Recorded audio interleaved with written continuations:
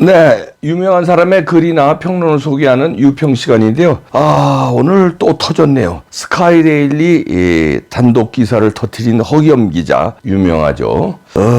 아주 결정판을 찍습니다. 제목이요. 선관위 중간첩단 체포는 미국 블랙 옵스 팀 작품. 부제목은요. 한국어 능통 요원들 주축 경찰 복장으로 현장 덮쳐 일망타진 후 경찰 차량 분승, 군항기 편의 미 압송, 윤 대통령 측 국정원 비상임 특임 요원들도 미국의 정보 공조, 이런 내용인데요. 일단 그대로 읽어드립니다. 지난해 12월 3일 경기 수원 선거관리연수원에서 기습 전개된 한미공조 중국인 간첩단 점거 작전은 미 정보당국 블랙옵스팀의 작품인 것으로 밝혀졌다. 28일 복수의 정보 소식통에 따르면 이번 작전에는 미 정보당국 산하 블랙옵스팀이 현장에 투입된 것으로 파악됐다. 비밀리에 활동하는 그들의 존재가 공개되기는 처음이다. 본지 취재를 종합하면 한국어에 능통한 아시안계 요원들이 포함된 작전팀은 경찰 복장으로 환복한 뒤 계엄시각 중국 간첩단이 은신해 있는 선거관리위원회 연수원 서쪽 외국인 공동주택에 들이닥쳤다. 이 건물은 등기부 등본상 선관위 소유다. 검거 당시 중국인 간첩 혐의자들은 별다른 저항을 하지 않았다고 한다. 경찰 복장의 블랙옵스 요원들이 현장을 덮치자 큰 의심 없이 임의 동행 방식으로 연행 요구에 순순히 응했던 것으로 전해졌다. 미 정보당국 요원들은 체포한 중국인들을 경찰차에 분승해 압송했고 같은 시각 정보사 요원들은 외곽에서 경계를 섰다. 경찰복 차림으로 급습한 것은 민간의 시선을 돌리기 위한 작전 계획으로 알려졌다. 작전 지역 주변에는 아파트 등 민간 주거지가 있다. 계엄군의 연행 대신 경찰에 의한 연행으로 압송한 것이라고 미 정보 소식통은 밝혔다.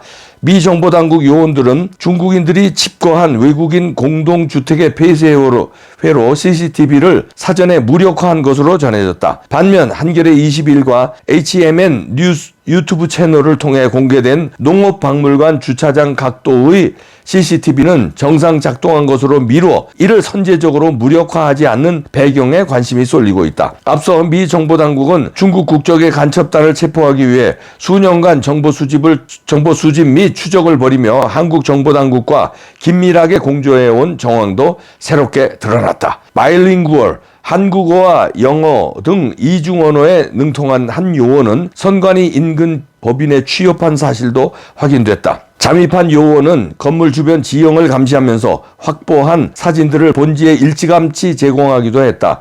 본지는 미국 정부의 공식 확인 발표가 있기 전까지는 사진들을 비공개할 방침이다. 이번 작전에는 국가정보원의 비상임 특임 요원들이 관여한 것으로 알려졌다. 본지는 윤석열 정부에서 수집한 상당한 분량의 정보가 미 정보당국에 건네진 사실을 파악했지만 문건의 구체적 내용은 확인하지 못했다. 이 자료들은 미 정보당국이 중국 공산당 중공 CCP 주도한 국제 부정선거 카르텔의 본거지를 한국 선관위의 외국인 공동주택으로 특정하는 데 결정적으로 기여한 것으로 보인다. 한편 수원 선거연수원에서 붙잡힌 중국인 간첩 혐의자들 중 한국 선거 가담자들은 주일 미군 기지를 거쳐 나하시 소재 모처의 비밀리에 구궁하고 있다. 이들을 억류하고 있는 장소는 오키나와에 있는 가데나 미 공군기지와 인접한 곳이다. 이는 미국 선거 조작 가담자를 미국 본토에 압송한 데 이은 조치다. 중국인 간첩 혐의자들은 한국과 미국 선거 조작에 개입했을 뿐 아니라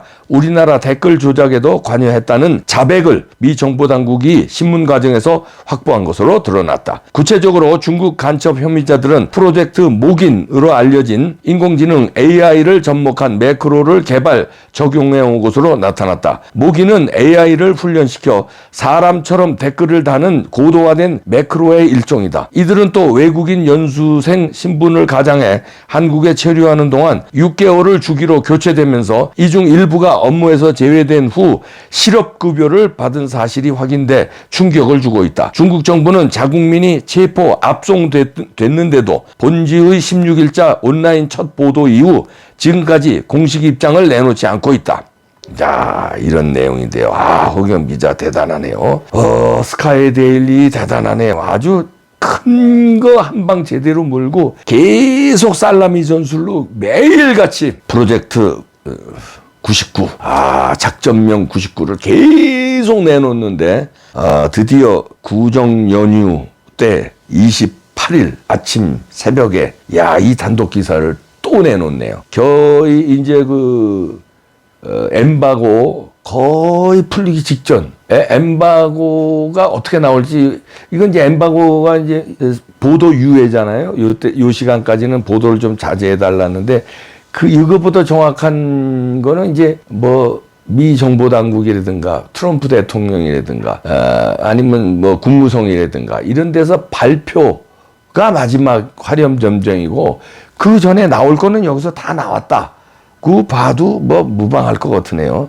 그러나 이제 사진까지는 스카이데일리가 공개를 아직 안 한다는 거 아니에요? 그건 이제 엠바고에 어느 정도 미국에서 정보를 공개하면 그때 이제 자기들도 까겠다 이런 얘기인데, 그러니까 이걸 다 가지고 있었다는 거예요.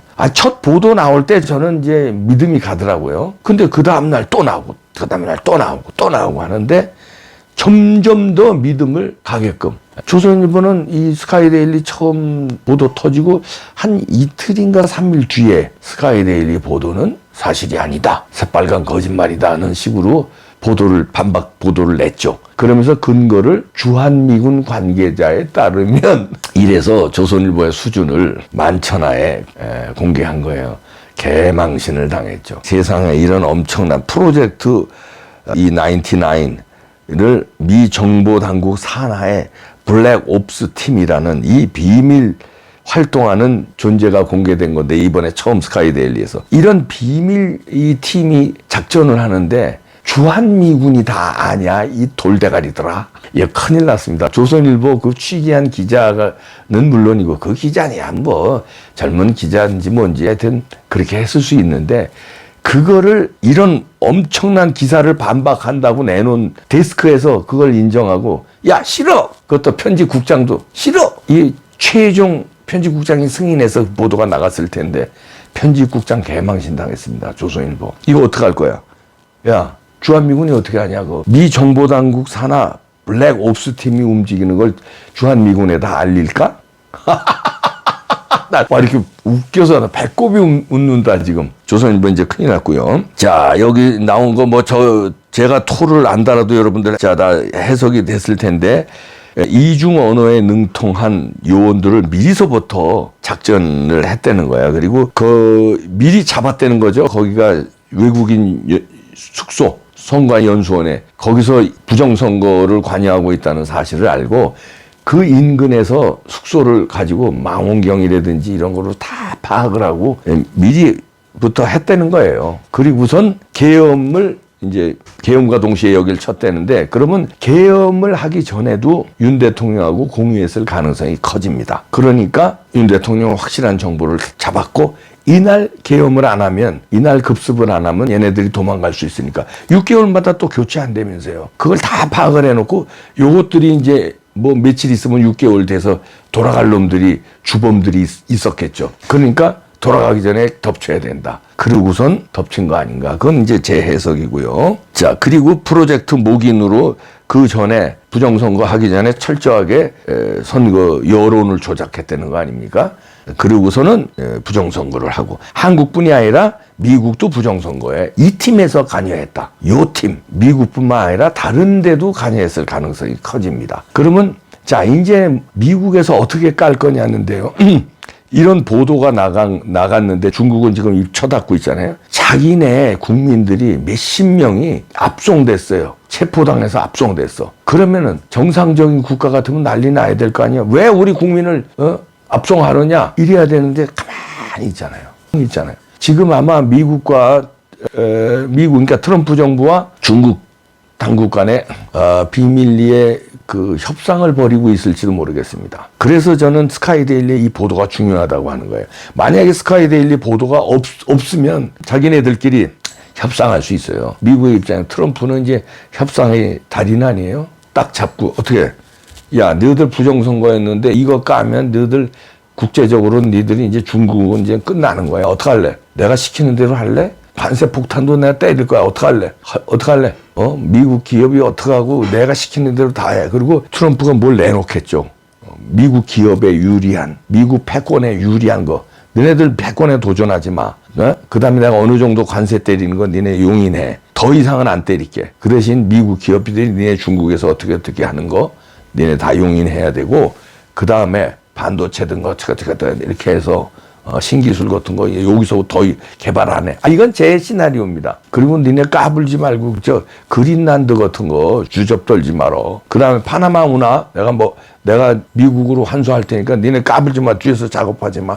예를 들어서 파나마 운하 하나 건지면 끝나는 거거든요. 미국 국익의 입장에서 그런 거랑 딜을 칠 수 있습니다. 그 대신 내가 이거 그냥 어느 정도 선에서 끝낼게. 아니면 어떻게? 그러면 시진핑 입장에서 이게 까지는 순간 자기네들은 부정선거를 주도한 나라가 되는 거예요. 미국과 한국의 부정선거를 주도한 나라. 그럼 국제적으로 어떻게 되겠어요? 신뢰도 그냥 바닥이죠. 자, 이런 거를 미국 트럼프와 시진핑이 협상할 수 있는데, 그러면 우리는 부정선거를 못 밝히고 지네들 둘이 협상해서 끝낼 수도 있어요. 근데 이미 스카이데일리에서 이 정보를 다 알고 계속해서 깠기 때문에 이거를 덮을 수는 없죠. 그러니까 트럼프도 아무리 협상의 규제라도 협상을 어느 정도 하지만 부정선거를 완전히 없었다고 협상을 할 수는 없습니다. 스카이데일리에 이런 보도가 다 나갔기 때문에. 그러니까 부정선거는 조금이라도 밝힐 수밖에 없다. 아니면 이제 그건 또 하나의 시나리오고요. 또 하나의 시나리오는 트럼프는 이제 영웅이 되길 원한다. 대통령 한 번 더 하는 것보다 영웅 한 번 더 할 수도 없으니까 영웅이 되길 원한다. 그렇다면 중국을 죽이면은 영웅 되는 거죠. 레이건이 구소련을 붕괴시켜서 영웅 됐다. 그러니까 중국을 붕괴시키는 영웅 된다. 이것만한 거 없죠. 이런 프로젝트만 한 게. 그러면 완전 나 영웅의 길을 간다. 노벨 평화상도 타고 역사에 남는 영웅. 그러면 이거 있는 대로 다 까는 거죠. 그게 저는 다 깔지 아니면 협상을 할지 며칠 안 남았다. 쫄리냐? 이재명 씨. 그러니까 스카이데일리를 콕 집어서 국민은행도로 광고 주지 말라고 그랬어? 왜 그랬어? 쫄려? 이제 더 이상 어떻게 심장마비 걸릴 것 같아? 기다려.